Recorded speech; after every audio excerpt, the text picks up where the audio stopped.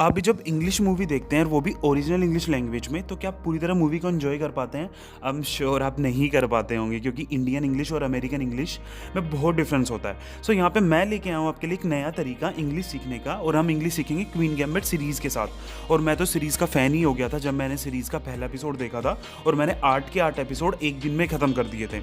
और सबसे बड़ी प्रॉब्लम ये आती है, हम कभी कभी सेंटेंस का मीनिंग नहीं समझ पाते, और कभी कभी हम ग्रामर नहीं समझ पाते, और अगर हम मीनिंग और ग्रामर समझ भी लेते हैं तो हम उसकी सेंस नहीं बना पाते। So hey everyone, my name is Vasu and today we are going to learn English with Queen gambit.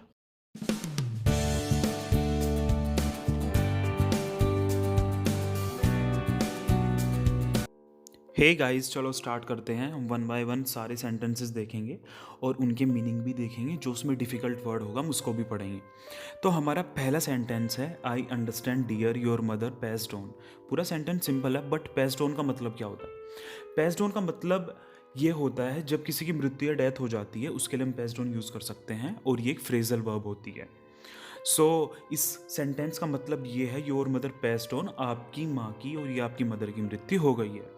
अगला है हमारे पास, I am sure she is gone to a better place. पूरा सेंटेंस सिंपल है, but gone to a better place का मतलब क्या होता है? गोन टू बेटर प्लेस का मतलब जब किसी ने किसी अपने को खोया हो और उनको मोटिवेट करने के लिए सेंटेंस बोल सकते हैं। गोन टू अ बेटर प्लेस मतलब वो ज़रूर ही किसी अच्छी जगह पर गए हैं मरने के बाद, मतलब हेवन या स्वर्ग में गए हैं। अगला सेंटेंस है, this is our chapel the domain of Miss Lonsdale. यहाँ पे दो वर्ड्स हैं, chapel and domain. So chapel का मतलब क्या होता है? चैपल एक स्मॉल रूम होता है जहाँ पे क्रिश्चियन प्रेयर्स होती हैं, और ये स्कूल, प्रिजन, हॉस्पिटल और लार्ज प्राइवेट बिल्डिंग्स कहीं भी हो सकता है। डोमेन का क्या मतलब होता है? डोमेन का एक पर्टिकुलर स्पेसिफिक मतलब है, दैट इज डिपार्टमेंट। सो यहाँ पे ये कहना चाह रहे हैं कि मिस लोन्सडेल का जो डिपार्टमेंट है वो चैपल है। अगला सेंटेंस है, I also teach etiquette to the young ladies. यहाँ पे पूरा सेंटेंस सिंपल है, बट एटिकेट का मीनिंग क्या होता है? एटिकेट होता है तहजीब और तरीका और सलीका। Like for example dining etiquette. और इस सेंटेंस का मतलब ये है कि मैं यंग लेडीज़ को तहजीब और तरीका भी सिखाती हूँ। अगला सेंटेंस है, I enjoy the daily socialisation. So daily socialisation का मतलब क्या होता है? डेली सोशलाइजेशन का मतलब बिल्कुल सिंपल है, बाहर समाज में जाना, घुलना मिलना और लोगों से मिलकर इंजॉय करना। ये एक डेली सोशलाइजेशन का मतलब है। At this moment all you are feeling loss. इसका क्या मतलब होता है? जब किसी ने किसी अपने को खोया हो और उनसे हम बात करना चाहते हैं, तो ये एक तरीका हो सकता है उनसे बात करने का। At this moment all you are feeling loss मतलब इस टाइम मेरे को पता है कि तुम गम में डूबे हुए हो और तुमको लगता है कि दुनिया ख़त्म हो चुकी है। तो ये हम कह सकते हैं। अगला सेंटेंस है हमारे पास, after grief brings you low, prayer and faith will lift you high. So grief का मतलब क्या होता है? ग्रीफ का मतलब दुख, ब्रिंग्स यू लो मतलब जब आप गम आपको बिल्कुल झिझोड़ के रख देता है, faith prayer will lift you high मतलब प्रार्थना और विश्वास ही आपको ऊपर उठाएगा। एक मोटिवेशनल लाइन है, हम किसी को बोल सकते हैं किसी को मोटिवेट करने के लिए।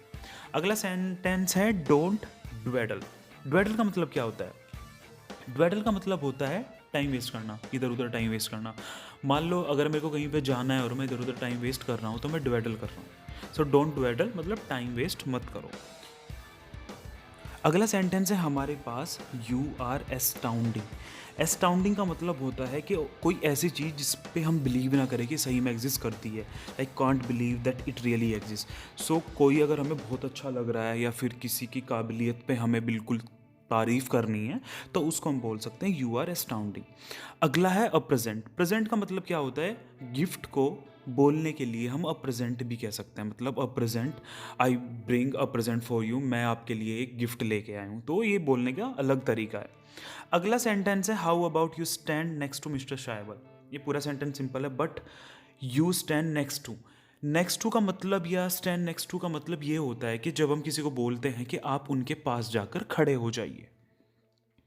अगला सेंटेंस है, hi I am sorry I am late but I ran into Jean year. पूरा सेंटेंस सिंपल है, but I ran into Jean ये क्या है? ये हमने कभी पहले नहीं सुना। जीन नाम है, बट रैन इन टू क्या होता है? जब हम किसी से अचानक टकरा जाते हैं या मिल जाते हैं, तो उसको बोलते हैं ran into. Ran into Mohan, ran into Sita, कुछ भी हम कह सकते हैं। और अगर मैं एग्जांपल दूँ, I ran into my boss at the supermarket, मैं अचानक से अपने बॉस से सुपर मार्केट में मिल गया था, हम इसको ऐसे भी बोल सकते हैं। अगला सेंटेंस है हमारे पास that you come along and play all of them in a simultaneous. So come along का मतलब होता है किसी प्लेस पे साथ आना या वहाँ पे अराइव होना, कम अलोंग होता है। साइमल्टेनियस का मतलब होता है बहुत सारी चीज़ें एक टाइम पे करना, मतलब मल्टीटास्किंग करना साइमल्टेनियस होता है। अगला सेंटेंस है हमारे पास हम bit worry of letting Elizabeth और go off to the local high school. हमने वरी तो सुना है WORRY, बट ये WARY क्या होता है? वेरी का भी सिंपल वो ही होता है। अगर आप किसी के बारे में बहुत चिंता करते हैं और आप सोचते हैं कि उनको स्कूल से या कहीं पे नहीं जाना चाहिए, उनको प्रॉब्लम हो सकती है, वो वेरी होता है। वेरी मतलब आप उनको सही तरीके से नहीं जानते और अगर वो कहीं पे चले जाएंगे तो आपको चिंता होगी। सो वेरी का ये मतलब होता है। अगला सेंटेंस है हमारे पास ओ वेल आई वुड शेपरन। शेपरन का मतलब क्या होता है? शेपरन का मतलब क्या होता है? किसी को कंपनी देना या किसी के साथ जाना। सो ओ वेल आई वुड शेपरन मतलब मैं आपके साथ जाऊंगा। अगला सेंटेंस है हमारे पास mind your manner at the high school. So mind your manners का मतलब क्या होता है? अपनी या तहजीब में रहना या दंगा मत करना या तमीज़ से रहना, इसको हम बोलते हैं mind your manner at the high school, मतलब हाई स्कूल में जाकर अपनी तहजीब को बनाए रखना। अगला सेंटेंस है हमारे पास no more tranquilliser for the kids. पूरा सेंटेंस सिंपल है, बट ट्रैंकुलाइजर्स क्या होते हैं? ट्रैंकुलाइजर्स होते हैं कुछ ऐसी दवाइयाँ या कुछ ऐसी मेडिसिन जो रिलैक्स होने में या फिर सोने में हेल्प करती हैं। So no more tranquilliser for the kids मतलब बच्चों के लिए अब से कोई मेडिसिन नहीं। अगला सेंटेंस है हमारे पास bid me farewell and let me hear the thee going. So bid me farewell का मतलब क्या होता है? चलो अब अलविदा कहो और जाओ, या फिर आप मेरे को अलविदा कह सकते हैं। बिड मी फेयरवेल का मतलब होता है। और लेट मी हियर थी गोइंग, ये थी क्या होता है? सो थी का डायरेक्ट मतलब होता है यू। थी एक हम कह सकते हैं पुरानी लिटरेचर इंग्लिश का एक वर्ड है। यू को थी भी कहा जाता था। तो थी का मतलब होता है जब हम किसी से ज़्यादा फॉर्मली बात करते हैं उसको हम बोल सकते हैं यू की। सो हे गाइस, अगर आपको मेरी वीडियो पसंद आई है तो please like share subscribe and comment. Thank you everyone, thank you for watching my video.